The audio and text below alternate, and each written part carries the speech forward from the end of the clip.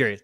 And when it does come down to this, because I'm sure, again, a lot of our listeners, some of them are in their W-2s thinking about jumping out of their W-2s. Does it matter that somebody has, like when they're doing an SBA loan, that W-2 behind them, or what does the SBA look at specifically?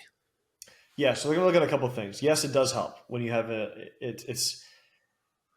it's less than, like, say you're going to get a mortgage, right? Where if you don't have a W-2, it's like Yeah. super hard to get a mortgage, which is it's a very crazy thing. But they're looking for a couple of things. One, they're going to have you do a personal financial statement, right? They're going to show, here's all my assets, here's all my liabilities, Mm-hmm. What is your net worth?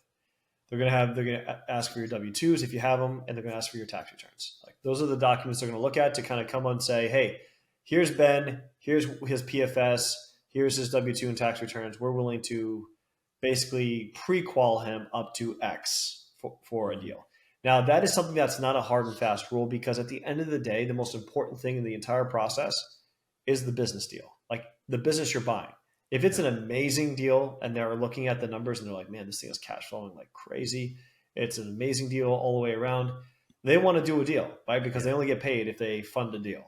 And so you have a lot of leverage. And I try to teach my students this. You have a lot of leverage in this because you're the ones finding the deals. Without you, they got nothing to underwrite, nothing to fund, and they're not making any money at the end of the day. So if you find a great deal, even if you were only pre-qualified for $1 million, but you found a great deal that was $2 million, they're going to look at that deal and they're going to figure out how to get it done where you're the guy. As long as, like, your background, like, everything makes sense, and they feel confident that you can be the new owner, they'll make it work.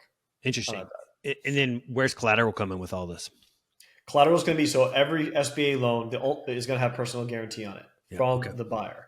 Now, there's a caveat there. If the deal you buy has enough collateral in and of itself that covers the loan, then you obviously wouldn't need a personal guarantee from you. So sometimes that does happen. Like if a deal has a lot of real estate, you've got a lot of equipment, sometimes you can get pretty much up to the point where the collateral inside the deal itself is enough. Nice. But most of the time, you're taking out some level of personal guarantee to cover what collateral is needed. Now, I don't know personally the ratio. Every deal that I've done, it seems like it's a different ratio. Yeah. Different banks have different thresholds. So but basically, the more, like, if you have real estate in your deal, you have heavy assets in your deal, that helps because it's going to be able to lower the amount of a personal guarantee that the bank is going to get from you, but they will be doing that. And there's tips and tricks to kind of make it to where there's less things they can attach themselves to. But at the end of the day, that is something that they're going to be going for. Okay.